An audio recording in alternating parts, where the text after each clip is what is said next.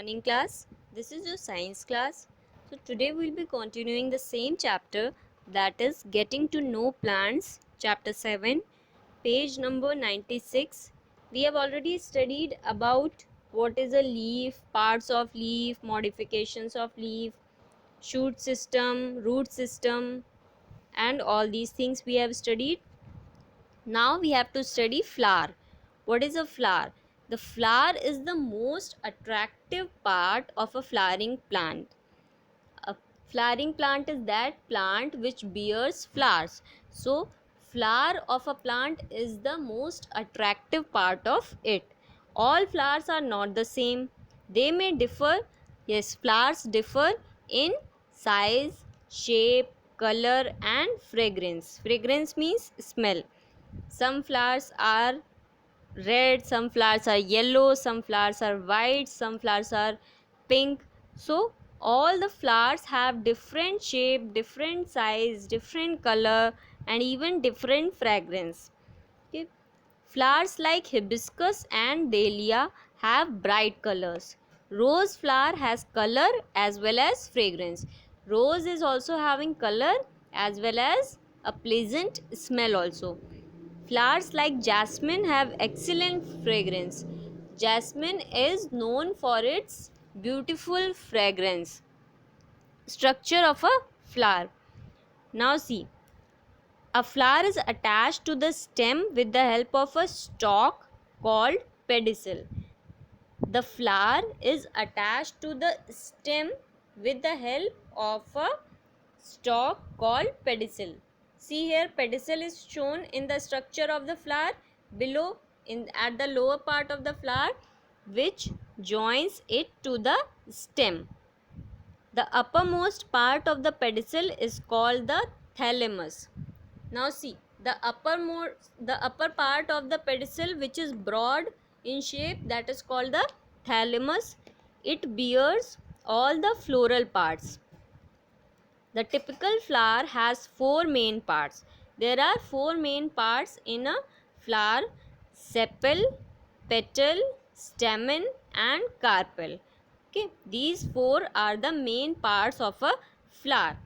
Sepal, see, sepal is present in the figure. You can see up above the thalamus. Petals are the, you can say, leaves of the flower. And third one is stamen. Stamen is shown, see, in the figure you can see stamen is shown, which consists of anther and filament. Clear? Next we have carpel. Carpel consists of stigma, style, ovules and ovary. These four parts come in the carpel. So first of all, let's study about sepals. What are sepals?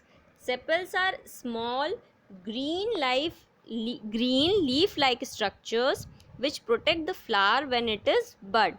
Usually a flower contains 5 sepals. Usually how many sepals are there in a flower? 5, but the number may be less or more.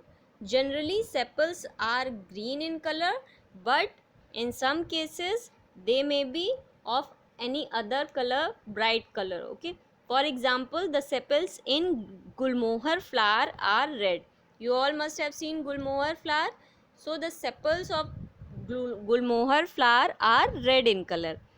Now petals, just inside the sepals come the petals. These petals are bright in color. They vary enormously in shape. They vary enormously in shape, means they are varying in their shapes. They can be of different shapes. The main function of petals is to attract insects and birds to the flower. What is the main function of petals? The main function of petals is to attract the insects and birds towards the flower. Now stamens, inside the petals comes the stamens. See, inside sepals are petals and inside petals are stamens. The stamen is also called the male part of the flower. Each stamen is made up of a long filament with an anther at the top. Each stamen is made up of a long filament. You can see in the figure, stamen is made up of a long filament which consists of anther and filament. Anther is placed at the top of the filament. The anther contains pollen grains. Pollen grains are present in the anther. Now next comes the carpels. In the center of the flower is a carpel. Carpel is present in the center of the flower. It is also called pistil. The carpel or pistil is the female part of the flower. Stamen is the male part of the flower and pistil or carpel is the female part of the flower. The carpel consists of stigma, style, ovules and ovary. Okay. The style connects the stigma and the ovary. Style connects the stigma to the ovary. Okay. The ovary contains one or more ovules which later become seeds. Clear? This much I think. Now next we have what are the different types of flowers. Different types of flowers are complete flower, incomplete flower, bisexual flower, unisexual flower, actinomorphic flower, zygomorphic flower. Now complete flower, a complete flower is that which contains all the parts, that is sepals, petals, stamens and pistil. All these four parts are present in a complete flower. Most flowers are complete, for example flower of cotton. Next we have incomplete flower. If any one of the four main parts, which are the four main parts? Sepal, petal, stamen and carpel. If any one of these part is missing, then that flower is called incomplete flower. For example, cucurbits. Okay. Next we have bisexual flower. In most flowers, stamens and pistils are present in the same flower.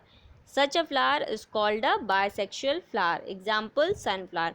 In most of the flowers, stamen and pistil means the male part as well as the female part of the flower both are present in the same flower, then that is called bisexual flower. Next we have unisexual flower. If stamens and petals are not found on the same flower, means if the male part, that is stamen, and the female part, that is pistil, are not present on the same flower, then it is called unisexual flower. Example, coconut. Next we have actinomorphic flower. These flowers can be bisected into similar halves. Bisected means to cut into, they can be divided into two equal halves and along two or more planes. Example, dhatura. Next we have zygomorphic flower. These flowers can be bisected into similar halves in only one plane. Example, pisum sativum. Functions of a flower. Next we have what are the basic functions of a flower. Flowers are the reproductive organs of the plant. Yes, you can say that the flowers are the reproductive organs of a plant. They produce fruits and seeds which also help in reproduction. Flowers produce fruits, flowers produce seeds which help in reproduction.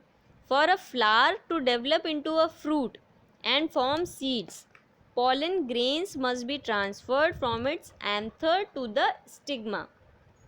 See, for a flower to become fruit, what should be done? Pollen grains are transferred from anther to the stigma.